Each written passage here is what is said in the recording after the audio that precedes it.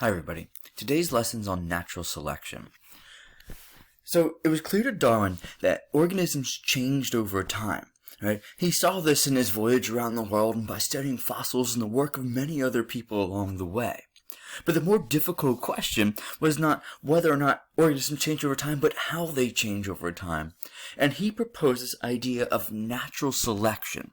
So natural selection is the process by which organisms with variations most suited to their environment survive and produce more offspring.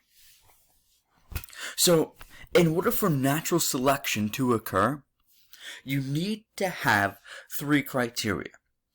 There needs to be natural variation among a population, there has to be some type of struggle for existence, and then finally, the fittest organisms have to have a better chance of survival. So we're going to talk about each of these criteria right now. So if we take a look at natural variation, remember, natural variation just means that there's diversity among individuals within a population, right? So they're not all exactly the same. They have different characteristics. And if we look at this population of insects over here, we see that natural variation. They're all the same species of insect, yet we have some that are larger and some that are smaller, and we have a difference in color. We have some that are brown and some that are green. Now, the second criterion is that there needs to be a struggle for existence, right? And this is kind of the cruel part of evolution, because in order for organisms to evolve, not every member of the population, has the best chance of surviving.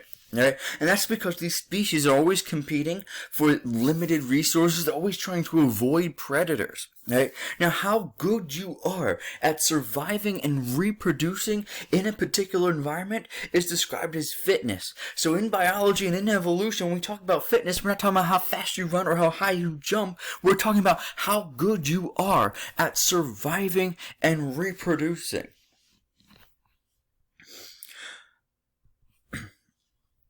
The third criteria of natural selection is this idea of survival of the fittest, which is a phrase that many of you, I'm sure, have heard before.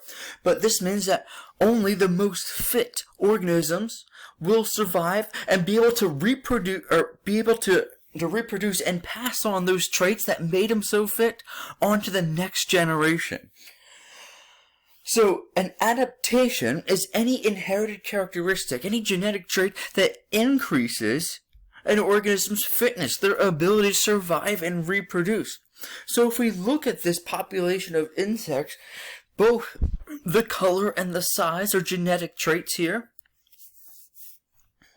And we see down here at the bottom diagram that if you are a brown insect, you have a higher chance of surviving and reproducing than the green insects. And that's because the brown insects are better able to blend into their environment. The green insects are easily seen by this bird, which is the predator, and they're eaten before they have a chance to pass on that green trait. Now, being brown for insects is an adaptation. It gives them a better chance of surviving and reproducing. Therefore, the next generation is going to have more brown insects or a higher frequency of brown insects. So, that's basically it for Darwin's theory of evolution, or his theory of natural selection. Alright? You need natural variation. There has to be some type of struggle for survival. Remember that if everybody survived, there'd be no need to evolve. And then finally, survival of the fittest, alright? There has to be certain parts of the population have adaptations that make them more fit and a better chance of surviving. Alright guys, that's it for today's lesson. Thank you.